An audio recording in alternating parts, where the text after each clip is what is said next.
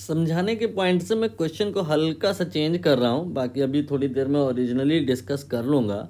आप ये मत इमेजिन करो कि जो क्वेश्चन में दिया है कन्वेयर बेल्ट, इमेजिन करो कि कोई एक ट्रक है जो आपके बाजू से निकल रहा है।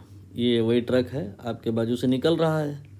आपके पास में क्या है कि कोई एक ब्लॉक है या कोई एक गेंद है या बॉल है, बट रेक्टेंगुलर शेप की मानना, वरना रोलिंग पोलिंग का आप कॉन्सेप्ट लगा दोगे फिर दिक्कत होगी।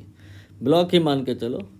उस ब्लॉक को आपने चुपचाप से इस ट्रक के ऊपर रख दिया और ये ट्रक क्या है, कांस्टेंट स्पीड से जा रहा था and speed was according to the question 2 metre per second.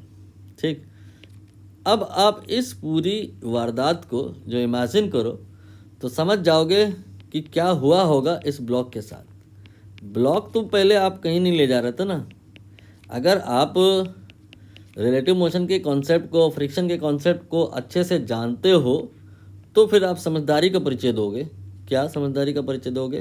कि आप भी जिस ब्लॉक को रखने जा रहे हो दौड़ लगाओगे with 2 metre per second and then इसके बाद आप इसको इसके ऊपर रखोगे तो फिर ये जो ब्लॉक है इसके ऊपर आराम से रख जाएगा, फ्रिक्शन पिक्चर में आएगा ही नहीं।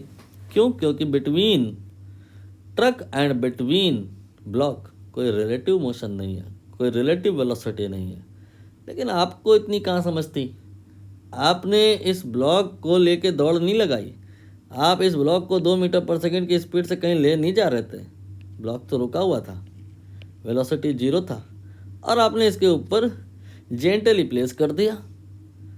तो जेंटली प्लेस कर दिया तो ये जो सरफेस है उसका वेलोसिटी तो यहाँ पे 0 है, जितने पॉइंट हैं ब्लॉक के बॉटम पे, और ट्रक के जितने पॉइंट्स हैं वो तो सारे 2 मीटर पर सेकेंड की स्पीड से जा रहे हैं। तो between block and between truck there is a relative motion and whenever there is a relative motion friction come in picture. For what? To reduce the relative motion या to oppose the relative motion and तब तक oppose करता है जब तक relative motion ख़त्म नहीं हो जाता।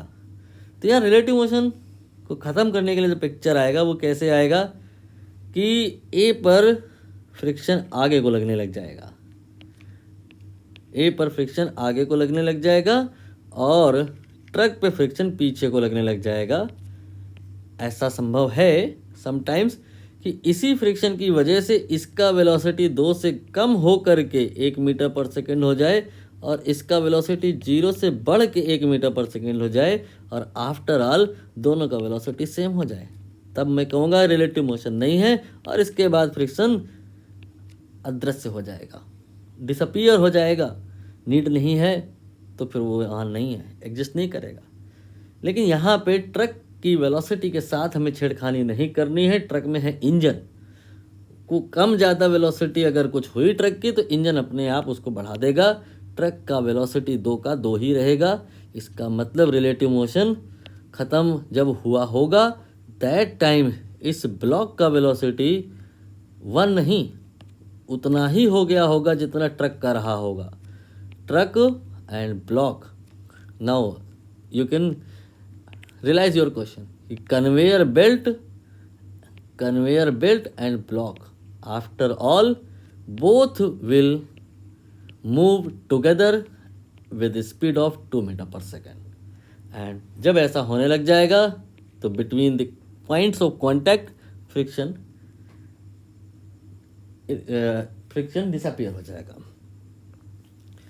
तो जब तक यहाँ पर इस ब्लॉक का वेलोसिटी 0 से 2 नहीं हुआ है तब तक इसने कितना डिस्टेंस कवर कर लिया है ये हमें बताना है।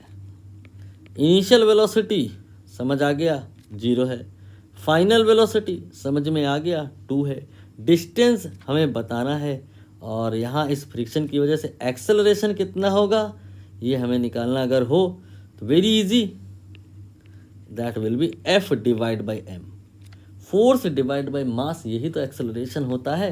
फोर्स कितना होगा, लेकिन फ्रिक्शन फोर्स का जो फॉर्मूला होता है वो होता है μ mg, होता तो म्यू इंटू एन है, लेकिन यहाँ पे नॉर्मल फोर्स जो आएगा अपवर्ड डायरेक्शन में वो mg से बैलेंस हो जाएगा, और ये नॉर्मल फोर्स जो mg से बैलेंस हो जाएगा, जो ये n mg के बराबर आया है, इसी की वजह से हम कहेंगे कि जो f होगा that will be mu mg, और जो a होगा that will be f divide by m, so will be mu into g. Now mu और g both are known to us. 0.5 into 10 will be 5 meter per second square. So we can say that कि जो conveyor belt पे आपने एक box को gently रखा है वो 5 मीटर पर सेकेंड स्क्वायर से एक्सेलरेट करेगा, and due to that acceleration in some time इसका जो वेलोसिटी है 0 से 2 हो जाएगा। During that period of time ये कितना डिस्टेंस कवर करेगा निकालने के लिए हम फॉर्मूला अप्लाई कर सकते हैं, वी स्क्वायर बराबर u square plus 2s। V here is 2 square of that, u here is 0 square of that, 2 into a here is 5 and s we need to calculate. 4 equal to 0 square 0, 2 into 5 10 into s will be 4 by 10, that will be 0.4 meter.